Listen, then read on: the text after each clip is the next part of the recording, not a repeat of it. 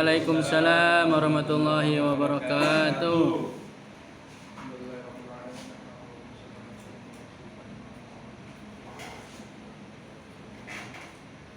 Ya, alhamdulillah kita masih bisa berkumpul lagi karena Allah masih memberikan kita nikmat yang banyak, nikmat iman di suatu kesempatan sehingga kita masih bisa belajar bersama di kelas ini yang insya Allah dirahmati Allah SWT. Amin. Sebelum mulai, yang saya hormati dosen mampu Muhammadiyah Sekolah Pendidikan teman-teman seperjuangan yang sama-sama saya banggakan dan semoga nanti bisa lulus. Amin. Oke, hari ini kita akan membahas satu judul yang penting ya, karena memang kita hidup butuh motivasi. Tanpa ada motivasi, maka hidup kita akan datar atau bahkan bisa jadi menurun. Atau jatuh, nggak akan bisa bangkit. Nah, maka penting kita harus mengetahui apa itu motivasi.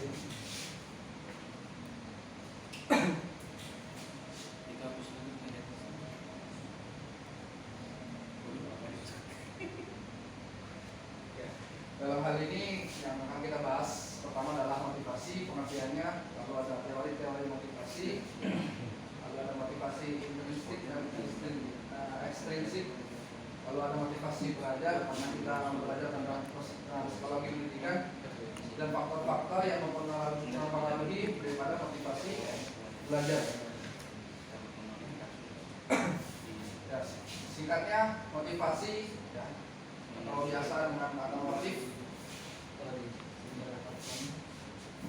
diartikan sebagai daya upaya yang mendukung seseorang untuk melakukan sesuatu ya. Jadi motivasi itu sebagai daya tambahan atau daya upaya yang mendukung dan menggerakkan manusia terutama untuk melakukan sesuatu terutama dalam hal yang positif ya. Motif dapat dikatakan sebagai daya penggerak dari dalam maupun luar subjek untuk aktivitas sesuatu untuk mencapai tujuan tertentu. Ya secara luas atau secara umum kata motivasi ya sebagai daya penggerak ya, daya pendobrak terutama dalam diri manusia untuk melakukan sesuatu yang bersifat positif baik dari dalam diri ataupun dari luar lingkungan ya, untuk mencapai suatu tujuan ya, atau bahasa ringkasnya suatu daya yang menggerakkan manusia untuk mencapai suatu tujuan. Ya, apa saja teori motivasi itu saya baca berapa banyak. Ternyata ini lebih masuk ke pendapat para ahli tentang motivasi. Agak salah juga ini. Ya, cuma nggak apa-apa nanti dibahas. Kurang lebih dari empat ini yang saya simpulkan. Nanti macamnya bisa dibaca oleh teman-teman di makalah. Ya, sengaja nggak masuk di PowerPoint karena memang banyak. Kurang lebih kesimpulannya dari 4 pendapat para ahli tentang motivasi. Ya, jadi ada motivasi sebagai daya penggerak, lalu sebagai penghargaan, sebagai rasa kasih sayang, rasa pendukung, rasa kepedulian. Terus ada kebutuhan dari mulai keamanan, tempat tinggal, semua itu mencakup daripada teori motivasi. Ya. Sengaja dibahas ringkas memang karena sedikit keluar jalur. Apa rasanya yang tepat itu BH for apa gitu? Behavioristik. Ya itu yang seharusnya tadi baru didapat ketika sebelum presentasi. Oke, kita lanjut masuk ke motivasi intrinsik. Ya, motivasi intrinsik adalah dorongan dari dalam diri untuk menguasai sesuatu kompetensi guna mengatasi masalah. Ya, atau kita bisa ngambil kata in artinya dalam, motivasi yang ada dalam diri kita ya, sesuatu yang menggerakkan kita semangat melakukan sesuatu ya karena adanya motivasi dalam diri. Contohnya saya harus semangat belajar karena ada tujuan yang harus saya capai ya, karena tujuan yang dicapai itu akhirnya dia termotivasi untuk belajar sungguh-sungguh. Ataupun motivasi yang lain, saya harus bisa agar saya bisa dihargai oleh orang lain. Maka motivasi yang muncul dalam diri disebut motivasi intrinsik ya. Karena rasa dalam diri adanya dalam diri, muncul motivasi tersendiri, itu disebut motivasi intrinsik.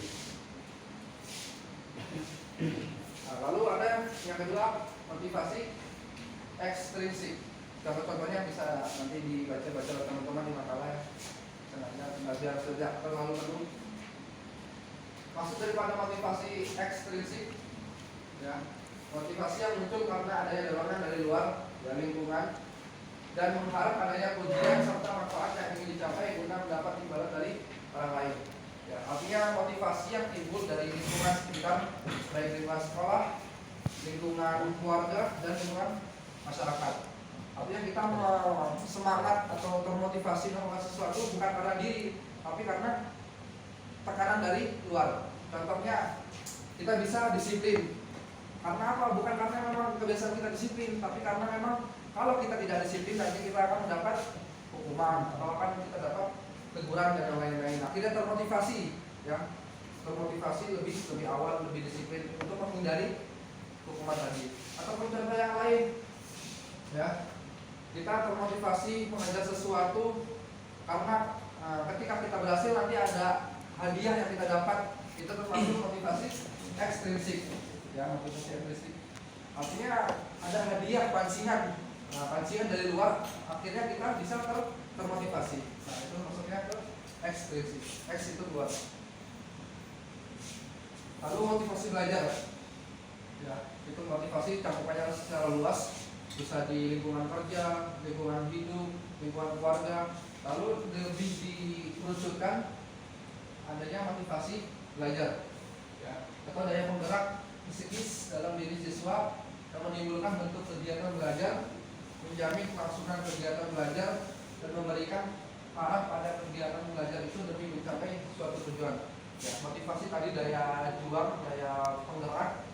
Lalu motivasi belajar, ya, artinya kesemangatan dalam diri ataupun dari luar yang berada dalam lingkungan sekolah atau lingkungan belajar.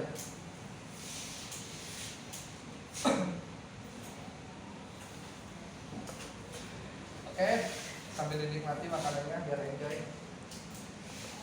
Lalu ada faktor-faktor, ya, faktor-faktor yang mempengaruhi motivasi belajar menurut Slavito. Ini kita sebagai calon guru penting mengetahui apa sih yang nantinya bisa menjadi motivasi untuk peserta didik. Salah satunya adalah kebutuhan afiliasi, ya, kebutuhan untuk menguasai bahan pelajaran atau belajar dengan niat guna mendapat pembenaran dari orang lain dan teman-teman. Jadi setiap apa yang diucapkan oleh murid, seorang guru harus menerima dengan baik, walaupun salah. Ya, contoh, apa yang kita ketahui tentang matobi, contoh gitu kan. Nanti ada yang jawab matobi itu bacaan Al-Quran, ya memang keliru. Tapi respon guru jangan sampai langsung, kamu nggak benar. Nah, itu sesuatu yang harus dihindari. Justru guru harus mencari kata-kata yang sekiranya bisa membangkitkan motivasi peserta didik tersebut. Nah, ini maksudnya kebutuhan afiliasi, pembenaran ataupun mendapat pembenaran dari orang lain, dari teman-teman ataupun guru kepada siswa tersebut. Lalu yang kedua ada namanya dorongan kognitif. Kebutuhan untuk mengetahui, mengerti dan memecahkan masalah. Dorongannya timbul di dalam proses interaksi antara siswa dengan tugas dan masalah. Ya, artinya ada ini lebih masuk ke motivasi ekstrinsik, ya, dorongan dari luar. Artinya kita memberikan tugas kepada siswa, ya, ataupun dosen memberikan tugas kepada mahasiswa, sesuatu yang memang membuat mahasiswa tersebut ada minat motivasi kepada hal yang dilakukan. Contoh kemarin Bapak memberikan kita tugas untuk membeli buku, ya, lalu kita suruh baca. Mau nggak mau kita harus termotivasi untuk mulai biasa membaca. Nah, itu termasuk salah satu dorongan kognitif yang berupa motivasi dalam mempengaruhi motivasi belajar siswa. Lalu ada harga diri, ya, maksudnya apa? Ada siswa tertentu yang tekun belajar dan melaksanakan tugas bukan untuk memperoleh pengetahuan, tetapi untuk memperoleh status dan harga diri. Ya, ini salah satu faktor juga yang menjadi semangat atau memperoleh motivasi belajar. Artinya memang siswa itu belajar atau semangat dalam belajar bukan karena memang ingin menambah pengetahuan, memperluas pengetahuan, tapi lebih ingin dikenal, ya, ingin mendapat status ataupun dia memperoleh status dan menaikkan harga dirinya. Ya mungkin dia punya trauma ataupun tidak. Contoh punya trauma dulu ketika sekolah dia nggak bisa apa-apa, dijelek-jelekin dan dikucilkan, dibully. Akhirnya dengan hal tersebut dia mulai belajar termotivasi untuk belajar, untuk bukan lagi untuk memperoleh pengetahuan, tapi untuk menaikkan derajat dia di dalam lingkup pembelajaran. Mungkin di antara kita banyak lah ya. Iya, alasannya Karena penting. Ya. Ya, penting. Persaingan sehat. Itu tadi 3 menurut Slaveto. Lalu ada faktor yang menurut Surya Bata, pendapat daripada Pak Surya Bata. Yang pertama dia sifat ingin tahu untuk belajar dan menyelidiki dunia yang lebih luas. Ini bisa menjadi faktor motivasi seseorang dalam belajar. Contohnya ketika waktu pemakalan kemarin SKI, ya, pertama saya yang waktu itu menyampaikan makalah, ditanya tentang konflik Sayyidina Utsman, Sayyidina Ali, Muawiyah, sesuatu yang nggak ada gambaran. Akhirnya mulai timbul sifat pengen tahu, pengen nyelidiki lebih jauh. Aku dulu setelah keluar presentasi ya mulai dengar-dengar di YouTube, tanya-tanya ke orang, cari buku-buku yang berhubungan dengan pelajaran tersebut. Nah itu bisa menjadi faktor yang mempengaruhi motivasi dalam belajar untuk menyelidiki dunia yang lebih luas. Lalu yang kedua, ada sifat yang kreatif pada manusia dan berkeinginan untuk terus maju. Ya, gambarannya karena manusia ingin sesuatu yang baru mungkin lebih condong ke orang-orang yang kreatif, ya, terus maju, mungkin dia bisa IT, terus termotivasi untuk terus maju, dikembangkan lagi IT-nya. Nah itu bisa menjadi salah satu faktor untuk mempengaruhi daripada motivasi belajar. Lalu yang ketiga, adanya keinginan untuk mendapatkan simpati dari orang tua, guru dan teman-teman. Ya, balik lagi tadi seperti yang disampaikan Pak Slameto, mungkin waktu belum pinter, nggak mau ada teman yang dekat sama dia. Ya, gurunya pun kurang mau mendengarkan pendapat dia, orang tuanya pun kurang membanggakan dia. Ya, jadi faktor motivasi dia bisa lebih semangat belajar untuk mendapatkan simpati. Ya, semangat belajar untuk bisa ya teman, bisa didengar sama orang tua, bisa menjadi kebanggaan orang tua, bisa didengar oleh guru. Nah, itu salah satu faktor yang mempengaruhi motivasi belajar. Lalu adanya keinginan untuk memperbaiki kegagalan yang lalu dengan usaha yang baik, ya, melalui kooperasi maupun dengan kompetisi. Ya, artinya ada keinginan untuk memperbaiki kegagalan yang lalu. Ya, mungkin masa lalunya pernah gagal. Contoh, kita melamar di salah satu sekolah. Ya, di sekolah tersebut harus pintar bahasa Inggris. Ternyata kita belum siap untuk berbahasa Inggris. Kita gagal di situ, akhirnya termotivasi untuk terus belajar terutama dalam bahasa Inggris. Nah itu bisa salah satu menjadi faktor yang mempengaruhi motivasi belajar. Lalu adanya keinginan untuk mendapatkan kenyamanan bila menguasai pelajaran. Ya, kurang lebih ya seperti tadi, ada motivasi lebih ketika nanti pelajaran apa nih? Wah, bahasa Inggris itu mah udah aneh kuasain lah, udah saya kuasain. Nah, termotivasi untuk menguasai pelajaran di kelas tersebut. Kayaknya di kelas ini bahasa Inggrisnya yang paling hebat saya ada. Nah, itu jadi motivasi tambahan. Saya nggak mau kalah, ya. Saya nggak mau kalah. Udah harus saya jaga terus biar saya nyaman ketika belajar bahasa Inggris. Ya. Jadi pelajaran apa? Terus pelajari itu bisa menjadi salah satu faktor menurut Pak Surya Bata. Surya Bata siapa? Yang salah satu tokoh dalam pendidikan. Nanti dicari aja. Pertanyaannya jangan yang jauh-jauh. Enggak bercanda. Nah, lalu yang keenam, adanya ganjaran atau hukuman sebagai akhir kegiatan pembelajaran. Ini yang banyak kita lihat dalam dunia pendidikan di lapangan. Ya, semangat motivasi biar bisa naik kelas. Kalau nggak semangat nanti nggak dapat nilai bagus, nggak naik kelas. Ya, semangat untuk mendapatkan sesuatu ganjaran. Kalau saya ingin satu, saya dapat sepeda. Nah, itu motivasi. Kalau saya nilai jelek, nanti saya bakal dibicarakan, diomongin teman-teman. Nah, akhirnya jadi timbul motivasi, termasuk motivasi yang faktor yang mempengaruhi motivasi belajar yang keenam. Ya, salah satu kata motivasi, jika kamu tidak menyerah, maka kamu masih memiliki kesempatan untuk sukses. Karena kegagalan terbesar adalah ketika kamu menyerah. Ya, ini saya dapatkan dari guru. Saya cerita, kok gagal lagi. Nah,